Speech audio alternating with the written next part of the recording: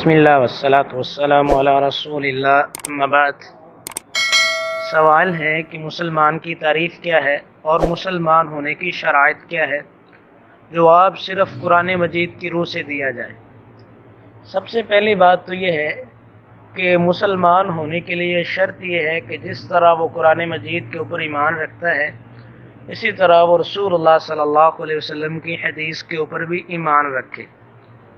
جس آدمی کا قرآن مجید کے اوپر تو ایمان ہے لیکن حدیث کو وہ حجت نہیں مانتا، تو ایسے آدمی کو اپنے اسلام اور ایمان کی فکر کرنی چاہیے، کیونکہ جب تک قرآن مجید کے ساتھ حدیث کو نہیں سمجھا جائے گا تو اتنی دیر تک قرآن مجید کے اوپر عمل کرنا اور اس کو سمجھنا مشکل ہی نہیں بلکہ ناممکن ہے، کیونکہ قرآن مجید کے اندر جو عموم ہے اس کی تخصیص حدیث نے کی ہے۔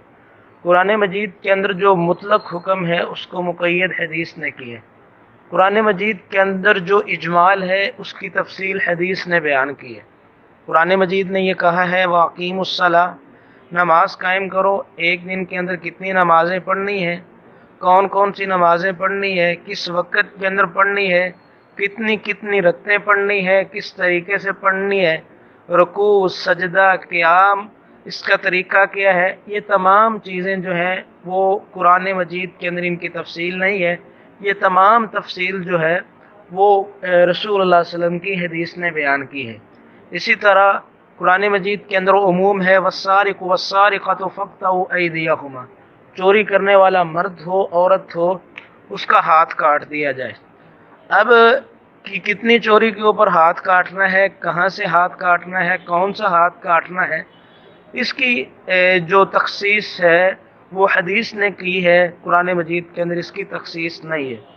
تو اس لیے کوئی بھی دین اسلام کی بات سمجھنے کے لیے قرآن مجید کو حجت ماننے کے ساتھ حدیث کو حجت ماننا یہ لازمی اور ضروری ہے ایک مسلمان کے لیے۔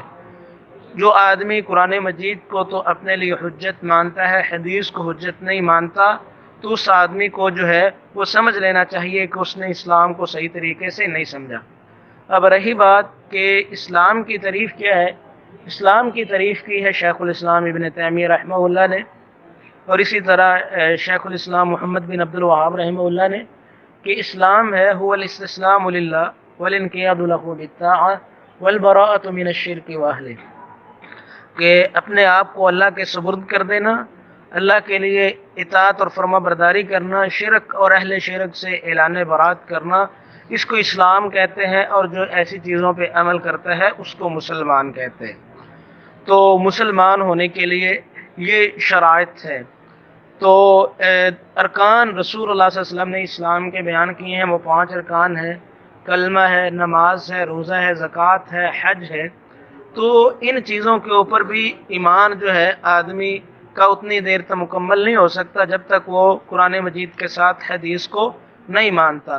یہ ارکان بھی رسول اللہ صلی اللہ علیہ وسلم نے بیان کیے ہیں، اگرچہ جو ہے وہ اجمال اختصار قرآن مجید کے اندر ہے، لیکن ان تمام چیزوں کی تفصیل وہ رسول اللہ صلی اللہ علیہ وسلم کی حدیث کے اندر موجود ہے۔ اس لیے قرآن مجید کے ساتھ ساتھ حدیث کو حجت ماننا یہ ایک مسلمان کے لیے لازمی اور ضروری ہے۔